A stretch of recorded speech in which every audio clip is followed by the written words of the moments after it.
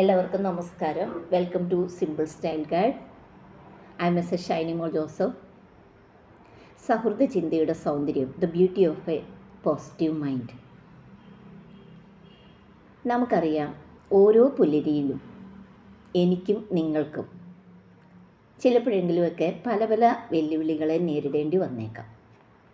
നമ്മൾ ഇഷ്ടപ്പെടുന്ന രീതിയിൽ കാര്യങ്ങൾ നടക്കത്തില്ല. അപ്പം നമ്മൾ എന്ത് ചെയ്യണം? അവിടെ നമുക്ക് നമ്മുടെ മനസ്സിനെ മാറ്റാൻ സാധിക്കണം. പോസിറ്റീവായിട്ട് ചിന്തിക്കുന്ന ഒരാൾക്ക് പ്രതീക്ഷയും സന്തോഷവും ആത്മവിശ്വാസവും കൂടിക്കൊണ്ടിരിക്കും. ഞാൻ നിങ്ങൾക്കൊരു സ്റ്റോറി പറഞ്ഞുതരാം. ഒരിക്കലും ഒരു സ്ഥലത്ത് 2 വിത്തുകൾ ഉണ്ടായിരുന്നു, സീഡ്സ്. അതിൽ ആദ്യം കിടന്ന വിത്ത് വിചാരിച്ചു, എനിക്ക് വളരണം, വളർന്ന് പന്തലിക്കണം, എൻ്റെ വേരുകൾ മണ്ണിലേക്ക് ആഴ്ന്നിറങ്ങി എൻ്റെ ഇലകളൊക്കെ പടർന്ന് പന്തലിച്ച് നിൽക്കണം. അങ്ങനെ സൂര്യപ്രകാശത്തിൻ്റെയും മഴയുടെയും ഒക്കെ സന്തോഷം എനിക്ക് അറിയണം. എൻ്റെ ചുറ്റിനും വരുന്നവർക്ക് വെയിലത്ത് ഞാനൊരു തണൽമരം ആയി നിൽക്കണം, മഴയത്ത് ഞാൻ അവർക്കൊരു കുടയാകണം.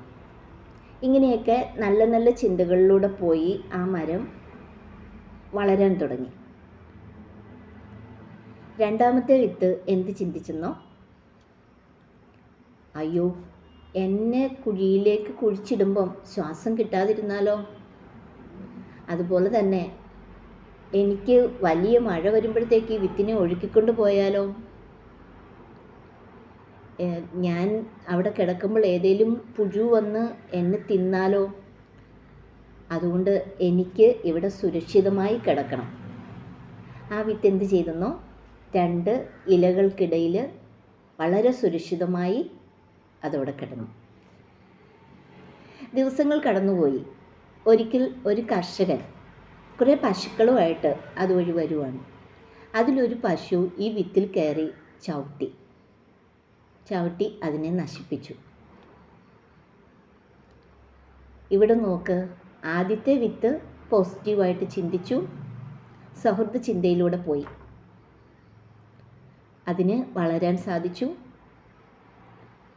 എല്ലാവർക്കും ഒരു ഉപകാരമായി.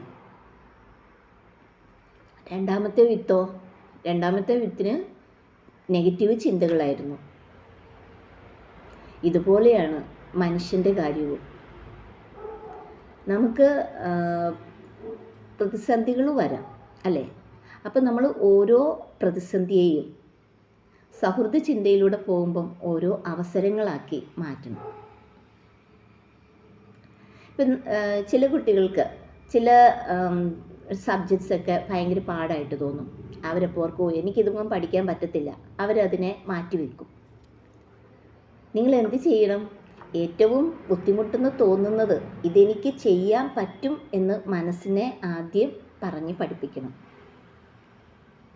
എന്നിട്ട് നിങ്ങൾ പഠിച്ചു നോക്കിക്കേ, തീർച്ചയായിട്ടും നിങ്ങൾക്ക് നല്ല മാർക്ക് കിട്ടും. അതിന് നമ്മൾ എന്ത് ചെയ്യണം? ആദ്യം നമ്മുടെ മനസ്സിനെ പോസിറ്റീവാക്കുക, നന്നായി പ്രാർത്ഥിക്കുക, നല്ലത് ചിന്തിക്കുക, നല്ലത് പറയുക, നല്ല വഴിയിലൂടെ നടക്കുക, നല്ലത് കാണുക, നല്ലത് കേൾക്കുക.